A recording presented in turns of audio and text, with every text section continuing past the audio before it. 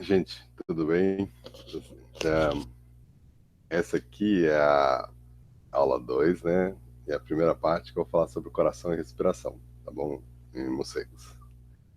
E vamos ver se eu consigo falar rápido, né? O- Então, bom, Biologia dos Quirópteros 2021, né? Aula 2, coração e respiração. E então, a gente vai explorar simultaneamente a anatomia e a diversidade dos morcegos, pelo menos essa primeira parte do curso, né? E depois a gente vai começar a continuar explorando a evolução e a ecologia e métodos de estudar e assim por diante, comportamento, né? Então a primeira parte é mais anatômica, né? Então o pessoal lá do Museu de Ciências da Vida vai falar, Yuhu! Né? Então isso aí é só para lembrar de mencionar isso, né? De que a primeira parte do curso vai ser isso. Aqui tem os músculos principais dos morcegos. Os morcegos são mamíferos, né? Tem pelos, lactantes, são placentários, né? Então tem um útero simplex igual ao nosso, né? E tem gravidez e o filhote nasce, às vezes gêmeos, mas normalmente só um. São criados, então, muito interessante que morcegos são gigantes em corpos pequenininhos, porque, por exemplo, eles normalmente produzem um filho por vez. E é um filho que eles investem bastante. Isso aí não é uma estratégia de pequenos mamíferos. Os pequenos mamíferos, por exemplo, gambá tem 13 filhos, né? O rato tem 8 filhos, em média, por ninhada, né? E assim vai indo, né? Então, os pequenos mamíferos, normalmente, eles se reproduzem rápido e têm muitos filhos, né?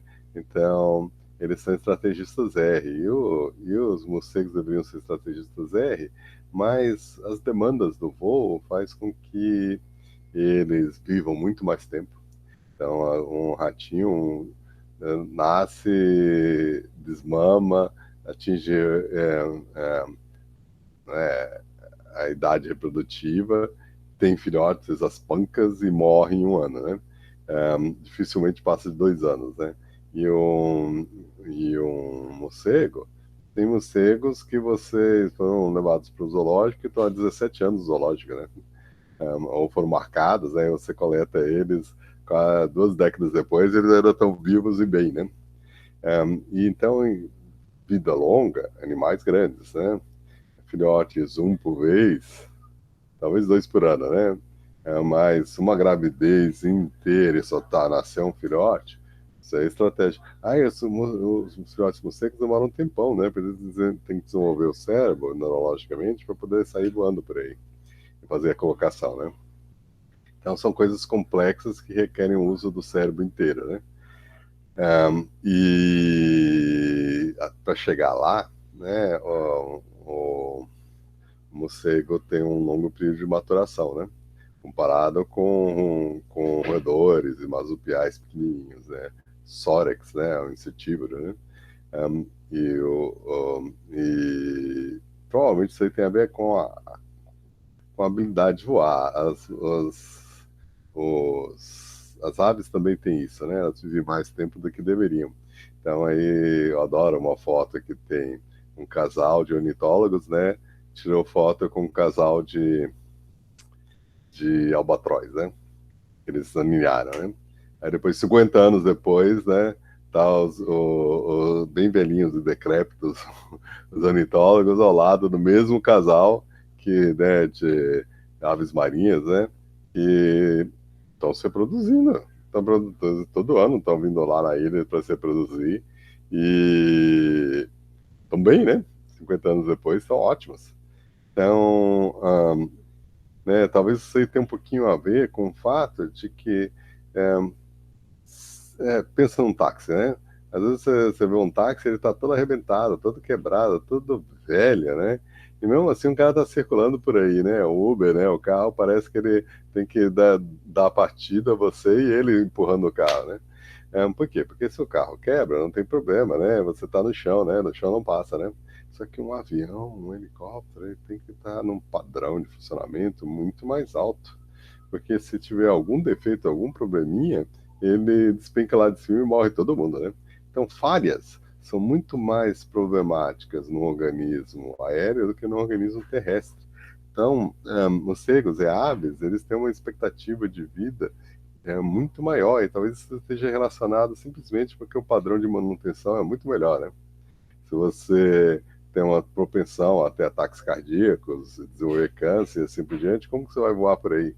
Então, né, o padrão de performance, né, a manutenção é muito melhor. E se você tem uma boa manutenção, o aparelho funciona muito mais tempo, né?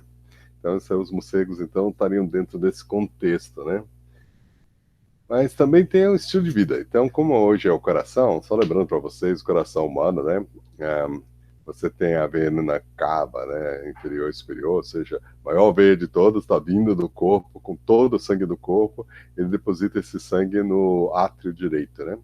Aí no átrio direito, ele passa pela válvula tricúspide, né? Lembra de que se você tem bactérias no sangue, elas podem acumular aqui e dar uma doença, né? Febre reumática, por exemplo, pode dar isso. Então, por quê? Porque em volta das válvulas, você tem zonas em que a turbulência é menor, aí deposita coisas e pode dar problema, né? Mas aí, quando o coração bate, o sangue bate no átrio, o átrio tem paredes mais finas, né? Ele expande para receber o sangue, ele depois joga para o ventrículo direito, né? Então, aqui você está vendo uma pessoa que está rodada, né? Então, o braço direito dela está aqui, né? No seu lado esquerdo, e o braço esquerdo dela está aqui no seu braço direito, porque ela está olhando para você, né? E aí, o sangue passa pelas válvulas pulmonares que evitam o sangue voltar, né? Tá bom? Então, essas válvulas têm uma função muito importante. Quando o coração contrai, aí o sangue vai para as artérias pulmonares. Então, veja, no corpo todo, sangue desoxigenado vai pelas veias e sangue oxigenado vai para as artérias. Mas para o pulmão, as artérias levam sangue desoxigenado e trazem de volta sangue oxigenado. Então, inverte. Então, a circulação do pulmão é invertida, porque o sangue bombeado do coração vai para o pulmão, e se ele não tem oxigênio, ou tem pouco oxigênio, ele é oxigenado no pulmão. E as veias do pulmão, os capilares do pulmão, as vênulas, pegam esse sangue oxigenado e levam de volta para o átrio esquerdo. Tem paredes bem mais grossas, olha aí as paredes, né? Eles atravessam pela válvula mitral, né? Entram no ventrículo e depois, tum, tem bombeado de novo, né? Então, você tem esse barulho, tum, tum, tum, né? Então, que é a sequência da, né, contração do átrio e depois contração dos ventrículos, né? E aí os tum, tum, tum. E aí, o médico escuta o seu coração para ver se você está problema nas válvulas ou, né, que saem do átrio, né? Então, tum, tum, então parece que tem alguma coisa, né? Aí pode ser as válvulas. Ou é no tum, tum, ou seja, está tendo a válvula não está fechando direito, né? As válvulas semilunares, né? Que levam da artéria pulmonar e a artéria aórtica, né? Aí da aorta você tem os vários troncos que levam sangue para a cabeça, para os braços, para as pernas, né? E a aorta, né? A aorta não é uma boa artéria para furar, né? Porque você morre em segundos, né? É a mesma coisa com o coração, é a mesma coisa praticamente, né? Porque todo o sangue está sendo bombeado aí, se abre um furo, não é uma boa coisa, né? Bom, o coração de um morcego, ele é. O coração, o pulmão, se vocês olharem esse peito dele, ele é extremamente grande, porque voar é uma atividade extremamente energética, tá bom? Então aqui é um coração de um morcego, é igual ao de um mamífero padrão, né? Tem a mesmo design, a mesma estrutura, evidentemente, né? Porque todos os mamíferos têm quatro, né, câmeras no pulmão, né? diferente de répteis que tem 3, se bem que o crocodilo tem 4, mas tem uma fístula que permite o sangue se misturar. Mas são 3 câmeras, né? E os peixes têm 2 câmeras, né? Então, nesse nosso coração duplicado de 4, aves também são 4, né? Mas chegaram lá de um caminho diferente pelo padrão da horta e do resto, né? Então, o coração, né, tem o mesmo padrão, não vou repetir de novo, porque a gente acabou de seguir ali, né? Uma coisa que a gente tem que perceber no coração e o pulmão, né, dos morcegos é que ele é grande em relação ao resto do corpo. Mas isso aí é porque o voo é muito caro energeticamente, né? E exige várias adaptações ao sistema cardiovascular, então o coração e o pulmonar também, né? Durante o voo, os morcegos podem aumentar seu consumo de oxigênio em 20 vezes. Então preste atenção nisso, porque você aumentar o oxigênio em 20 vezes ou mais é uma coisa que a gente acha muito difícil fazer. A gente consegue, mas a gente acha muito difícil fazer. Por exemplo, o Usain Bolt, atletas humanos, pode atingir um aumento de um fator de 20 por alguns minutos no máximo. Então, o Usain Bolt, ele tá com o coração bombando, né, 200 batidas e aumentou o consumo em 20. Só que aí, ninguém aguenta. Manter o nível de energia que o Usain Bolt usa, ninguém aguenta por um período de mais de alguns minutinhos no máximo, né? Na verdade, consegue por 100 metros, tudo bem, 100 metros, 400 metros, 800 metros, mas aí, né? Agora, os morcegos, toda vez que eles voam, eles estão gastando mais energia do que o Usain Bolt, né? Por unidade de peso, né? É uma coisa super intensa, né? O batimento cardíaco deles pode sair de um patamar bem baixo e para centenas, né? Então, olha, veja aqui, né? Um, o, o padrão aqui é 200. Quer dizer, animais pequenos batem o coração mais vezes que animais grandes, né? A gente fica entre 60 e 100, né? Mas eles começam no 200, né? Isso aqui aí, o que acontece? Quando eles começam a voar, vai para 300 e chega a 500 e depois cai, tá bom? Então começou a voar, saiu a voar, então ele se lançou, coração. Então, eles estão batendo no coração 500 vezes, deixando o Usain Bolt se sentindo como um hipopótamo, né? E saem voando numa velocidade muito maior, né? E numa intensidade de gasto de energia muito maior. E fazem isso o dia todo, se precisa, né? Ou melhor, a noite toda, né? Por quê? Porque tem morcegos que são migratórios. Então, Eidolon, né, na África, ele migra largas distâncias, né? Depois volta, né? E pode passar a noite inteira voando, né? Então, essa capacidade de sustentar o voo em energia alta durante coisa, é uma coisa que para eles é triviais. Então, morcegos são super atletas. Uma coisa que eu quero que vocês percebam, ó, aqui a gente tem a temperatura ambiente e o batimento cardíaco. O, aqui a gente tem Pteropodide, né, e Macrodema gigas, né, que são morcegos que são normotérmicos, né? Então veja, o batimento cardíaco diminui conforme a temperatura aumenta. Por quê? Porque existe a zona que é térmica neutra, né? Que é a zona em que a gente está mais confortável, né? Ela normalmente é entre, sei lá, 23 graus e 35, pelo menos os morcegos está indicando aí, né? Então, quando você entra nessa zona, você vai gastar menos energia, você não precisa bater o coração tão forte, do que se você estiver fora da zona. Se fica muito quente, antes de morrer, o seu batimento cardíaco aumenta, né? Tá gastando energia para controlar a temperatura.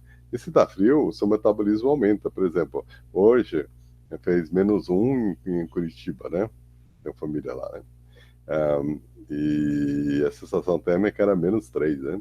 Então isso aí é muito frio, né? O Canadá faz -20, só que né? No Canadá, você tem aquecimento térmico dentro de casa. Então você está de shorts e camiseta dentro de casa e está gelado lá fora, né? Aí você põe capote, isso, aquilo, aí você anda brevemente, aí você entra no metrô, pega um ônibus, aí tudo aquecido lá dentro. Aí depois você sai, anda um pouquinho, né? Ou, às vezes tem, né? Porque na cidade de Toronto, por exemplo, é, é, ó, Montreal, assim por diante, você tem um sistema de túneis, né? E então, frequentemente, você sai do metrô, aí entra nos prédios, passa para os shoppings, tudo subterrâneo, tá? Então, todos os prédios são conectados e tem galerias embaixo. Então, dá para você completamente evitar o frio lá em cima, né? Aí você chega no seu trabalho, né? Chega do metrô, pelo túnel, passou pelo shopping, entrou no seu prédio, e aí tem recepção subterrânea, além de ter a recepção a nível do chão, e a subterrânea no inverno recebe mais gente do que o pessoal saindo na rua, na geleira, né? Entre os ursos polares, né? Exagero que né, em Toronto não tem urso polar, né? Tem no Canadá, mas não em Toronto, né? Mas aí você pega um elevador e vai para o seu escritório e a temperatura é agradável, né? Mas em Curitiba, você você tira o cobertor, aí você tá a -1, né? Aí você vai pro banheiro com o chão a -1, né? E aí você tomar banho, nossa, como é difícil tomar banho nesse frio, né? Então o problema no Brasil é de que o frio, quando faz frio, é dentro de casa, né? Enquanto que nesses países que tem frio muito intenso, eles aí têm vidros duplos na janela, né? Para isolamento térmico. A casa toda é isolada, ela não perde calor, né? Então você esquenta e fica na temperatura, né? Bom, então, é mais fácil a gente ficar na zona. E, ó, normalmente você mantém a temperatura da sua casa entre, sei lá, né? Se você não quer usar casaco, entre os 20 graus e os 35 graus, que é a zona térmica neutra humana, né? Então, o batimento cardíaco diminui nesses normotérmicos, né? Esses morcegos normotérmicos. Só que, ó, epitésicos, fuscos e miotes, quando eles estão hibernando, o crescimento cardíaco é bem lento. Então, essa é a zona do 0 ao 15 graus, eles estão hibernando, né? E, normalmente, aí se você deixa eles hibernando e vai aumentando a temperatura, o coração começa a bater loucamente. Por quê? Porque, ó, aqui está o morcego hibernando, batimento cardíaco lá embaixo. Para ele sair da hibernação, ele está falando arousal, né? Então, para sair da hibernação, você tem que levar o batimento cardíaco para 700. Vocês entenderam? Aqui é 800, né? Não sei porque ele ficou assim meio esquisito, né? É 600, 700, 800, tá? Então, epitésicos, fuscos e mióticos, eles aumentam para poder sair da hibernação e acordar, tá bom? Então, se você vai aumentando a temperatura, o corpo fala, ops, aí começa a bater o batimento cardíaco porque está gastando muita energia. Aí ele volta ao normal. Então, ó, aqui é normal, normal, normal, normal. Ah, batimento cardíaco de um coração, que você pôs numa solução salina, com oxigênio e tudo, né? E aí você deixa ele batendo sozinho, aí, né? Não faço isso em casa, você precisa do seu coração, né? Mas se você isola o coração e põe na solução salina, ele fica batendo tuqui, tuqui, tuqui, tuqui, tuqui. Um, há uns, sei lá, né, uns 450 batimentos cardíacos, né, nessa espécie aí, né, do miotes, né. Aí ele sai para voar, ele vai até 1.100 os miotes, né. Aí depois eles param de voar, aí o batimento cardíaco cai e depois começa a normalizar. Ele vai hibernar, aí o batimento cardíaco bate para uma quantidade ridícula de 20 batimentos cardíacos, o que que seja, né? Aí depois ele começa a acordar, aí ele sobe para 700, depois entra no normal porque ele já está acordado, né? Então ele está descansando, né? Então isso aí é a variação ao longo do tempo, né? Agora, aqui é interessante, né? Coisa que é o fluxo de sangue e capilar, né? Da membrana voadora. Como eu já falei várias vezes, a pele é, a asa dos morcegos é um organismo vivo que tem músculos, tem nervos, tem artérias e veias, né? Então, por exemplo, no seu braço tem a artéria radial, né? Mas eles têm essa veia cefálica, né? Que colhe sangue de volta, né? Então, veja, entre a veia e a artéria, você tem toda, né, os, né, você tem todo né, os capilares, né, que sofrem anastomoses, né, então elas vão se dividindo em os capilares, deixam de ser veias, né, então você tem veia, vênula, é, vênula de segunda ordem, capilares, os capilares sofrem anastomose e depois eles se juntam, né, em arteríolas de primeira e segunda ordem, e depois eles viam artérias, né? Então, né, o sangue se espalha pela membrana viva para sustentar, né, aquela musculatura, os nervos e tudo, e, né, as fibras elásticas, tudo que tem, né? Então, né, uma enorme quantidade, e eles podem contrair e, e controlar o fluxo de sangue. Então, por exemplo, se um morcego fura a asa, ele pode fechar e evitar a perda de sangue, né, contraindo certas áreas, né? Então isso é interessante porque a própria asa pode ser usada para perder calor, por exemplo. Aumenta o fluxo de sangue, né? A pteropodite faz isso, fazem xixi na asa, né? E eles aproveitam, né? Eu não preciso sair para beber água, né? Vão lá, fazem xixi na asa e chacoalham, né? Aí, ao invés de você suar, você usa o seu próprio xixi né? Aí você enche de sangue a asa e você perde calor, tá bom? Agora, veja, deve ficar fedido, né? Mas, né, cachorro rola em cocô, né? Então, você vai saber, né? Então, aqui é um exemplo do, da circulação do sangue na membrana. E veja, você tem essa pequena artéria muscular, um sino sem músculo, e depois você tem uma célula muscular que pode trancar aqui o fluxo de sangue naquela região. Então, você tem paredes musculares em né, algumas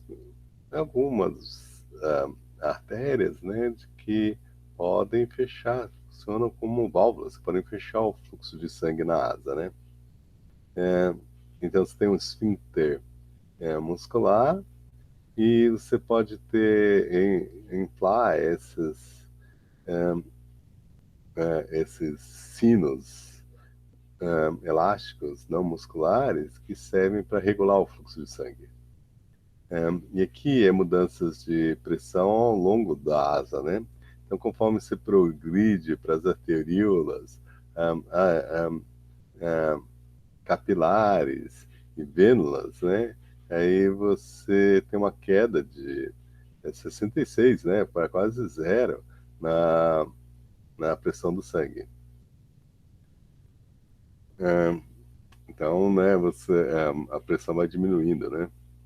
Aqui quando você tem um sangue isolado, um coração isolado, você tem os potenciais, né? Que leva à contração. Então, espontaneamente, você tem um marca-passo que faz o coração funcionar. Isso é parecido com os seres humanos, né? Só que é numa frequência mais alta, né? Agora, um estudo de 1994 do morcego da palha, aí do onde eu falei para vocês, eles migram, do morcego com cabeça de martelo, esses dois são. Ele é fantástico, esse morcego, né? Eles têm leque. Os machos, eles ficam pendurados e, inclusive, fazem uma dança, né? E emitem esses sons que parece, por isso que a cara dele parece um megafone, porque é um megafone, né? Eles emitem esses sons extremamente altos, né? E as fêmeas ficam voando e olhando todos os machos. Então, os machos fazem um leque, ou seja, eles é uma reunião, né? Em que todos os machos estão presentes ali naquela. E eles estão fazendo display, as fêmeas passam e ficam olhando, aí eles escolhem o macho que elas vão cruzar, né? Então isso é extremamente prático para as fêmeas, quando o macho não ajuda as fêmeas a cuidar do filhote, a única coisa que ele contribui é a esperma, né? Então é um jeito de você olhar todos os machos juntos e escolher o que você acha que tem melhores genes, né? E aí os machos têm que competir, eles competem vendo quem emite mais barulho e faz a dança mais bonita, né?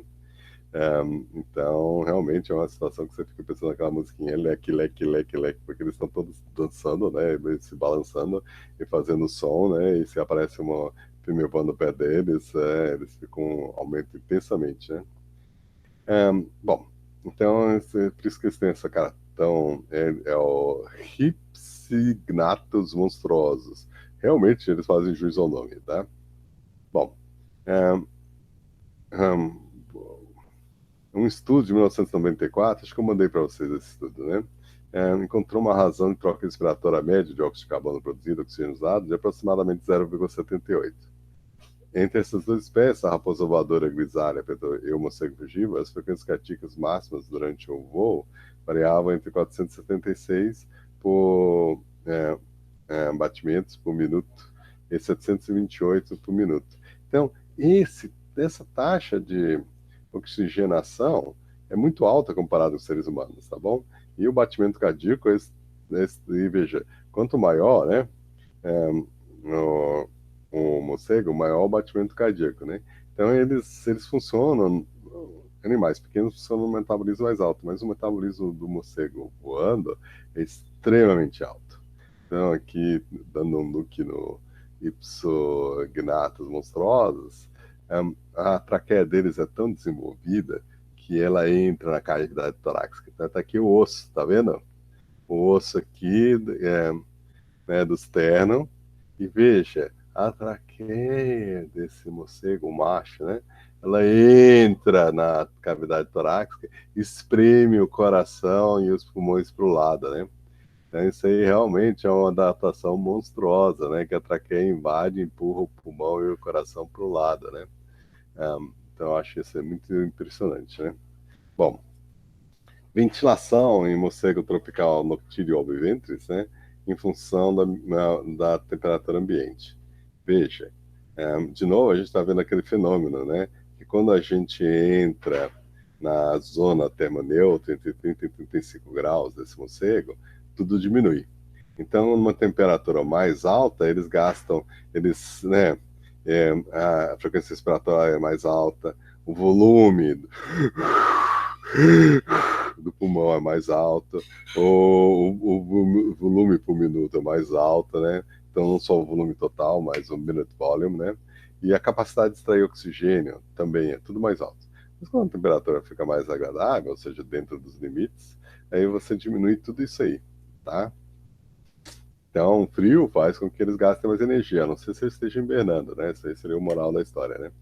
Um, o número máximo de respirações por minuto variou de 163 raposa grisalha a 316, né?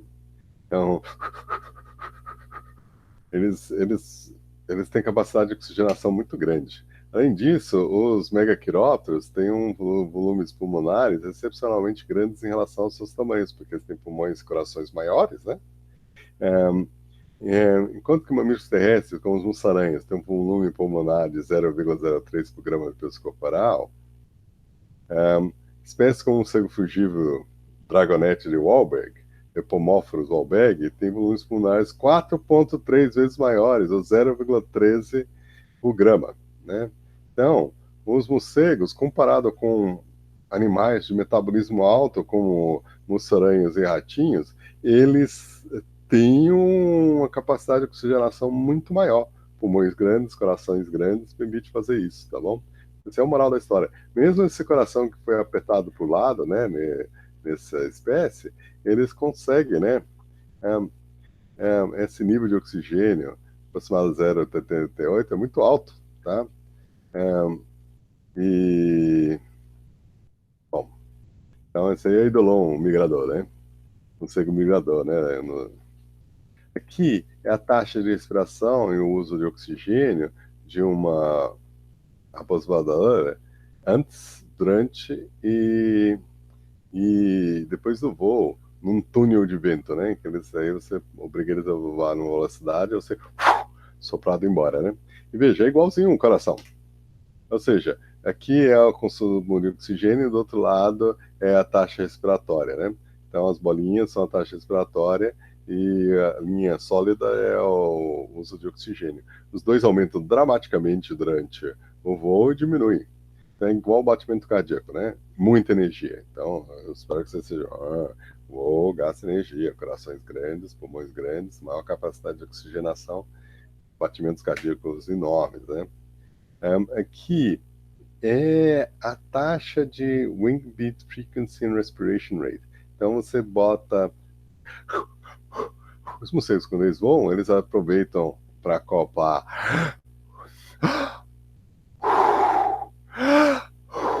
Então, acoplar o movimento das asas com a respiração, né?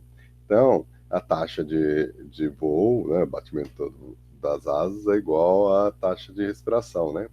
E a taxa de respiração e a frequência de batimento das asas em função da velocidade em 4 espécies de raposas voadores. O peso em gramas de cada espécie indicado, né, próximo da curva. Então, por exemplo, Ipsognathus monstruosus tem 260 gramas. Ei, olha, ele tá aí, ó. Eidolon helvum, olha ele também, ó, eu pus ele aqui, né? Hello, ele tá aí, né?